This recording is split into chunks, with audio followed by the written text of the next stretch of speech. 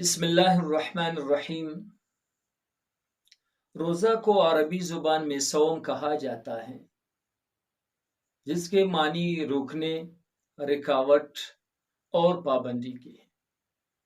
تو روزہ کو روزہ اس لیے کہا جاتا ہے کہ اس میں بندہ کھانے پینے اور مباشرت سے اپنے آپ کو روکتا ہے۔ اصطلاح شریعت میں ہر بالغ مسلمان کو طلوع صبح صادق سے لے کر غروب آفتاب تک کھانے پینے اور مباشرت سے پرہیز کرنے کو روزہ کہا جاتا ہے۔ اللہ تبارک و تعالیٰ نے مسلمانوں پر روزے اس لیے فرض کیے ہیں تاکہ مسلمانوں کے اندر تقوی پیدا کیا جا سکے۔ قرآن کریم میں اللہ تبارک و تعالیٰ فرماتے ہیں، یا ایھا الذین آمنوا کتب علیکم الصیام کما کتب علی الذین من قبلکم لعلکم تتقون۔ فرماتے ہیں کہ اے ایمان والو، تم پر روزے فرض کیے گئے ہیں جس طرح پچھلی امتوں پر فرض کیے گئے تھے، تاکہ تمہارے اندر تقوی پیدا کیا جا سکے۔ اس آیت کریمہ میں اللہ تبارک و تعالیٰ نے روزے فرض قرار دیے ہیں، اور ساتھ ہی اللہ تعالیٰ نے روزے کی حکمت بھی بیان فرمائی ہے کہ روزے کی بدولت انسان کے اندر تقوی پیدا کیا جاتا ہے۔ اب تقوی کیا ہے؟ تقوی دل کی اس کیفیت کا نام ہے جو ہر قسم کے گناہ کے کاموں سے بندہ کو روکتی ہے اور نیکی کے کاموں کی ترغیب دلاتی ہے۔ تو معلوم ہوا کہ روزے کی فرضیت کا بنیادی مقصد مسلمانوں کے اندر تقوی پیدا کرنا ہے۔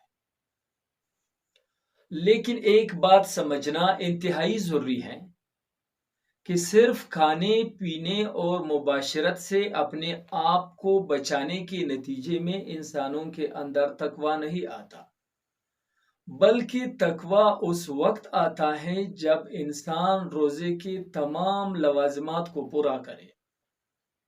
اب دیکھیے، کھانا بنیادی طور پر حلال اور جائز ہے، پینا جائز ہے، اور اپنے زوجہ کے ساتھ مباشرت کرنا یہ بھی شرعاً جائز ہے۔ لیکن روزے کے اندر اللہ تبارک و تعالیٰ نے ان تین چیزوں پر جو بنیادی طور پر جائز اور حلال ہے پابندی لگائی ہے۔ تو جو چیزیں عام حالت میں بھی حرام ہیں ان پر بطریقہ اولا پابندی ہے۔ جس طرح جھوٹ بولنا روزے کے بغیر بھی حرام ہے، روزے کے اندر بطریقہ اولا حرام۔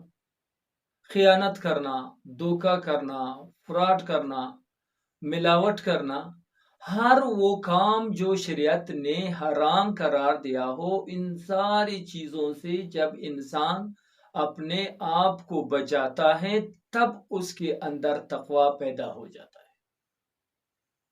تو لہٰذا ضرورت اس امر کی ہے کہ رمضان کے مہینے کے اندر صرف ان تین چیزوں سے اپنے آپ کو نہیں روکنا ہے، بلکہ ہر وہ چیز جو حرام ہو یا اس میں حرمت کا شائبہ ہو، ان سب چیزوں سے بچنا ضروری ہے۔ جب ان سب چیزوں سے انسان اپنے آپ کو بچاتا ہے تو اللہ تبارک و تعالیٰ کا اعلان ہے کہ میں ان کے اندر تقوی پیدا کرتا ہوں۔ جب انسانوں کے اندر تقوی آ جائے تو پھر ان پر رحمتوں کے، ان پر زمین اور آسمانوں کی برکتوں کے دروازے کھول دیے جاتا ہے۔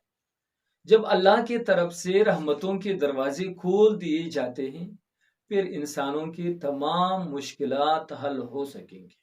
اگر ان تین چیزوں سے انسان اپنے آپ کو بچائے، باقی تمام خلاف شریعت کاموں کے اندر لگا رہتا ہے، تو اس کے متعلق حضور کریم صلی اللہ علیہ وآلہ وسلم کا ارشاد ہے کہ جو شخص روزے کے حالت میں بھی جھوٹ بولنا نہ چھوڑ دے تو اللہ تبارک و تعالیٰ کو اس کی کوئی ضرورت نہیں کہ وہ کھانا پینا چھوڑ دے۔ اللہ تبارک و تعالی ہم سب کو صحیح معنوں میں روزہ رکھنے کی توفیق عطا فرمائے۔ وآخر دعوانا ان الحمد للہ رب العالمین۔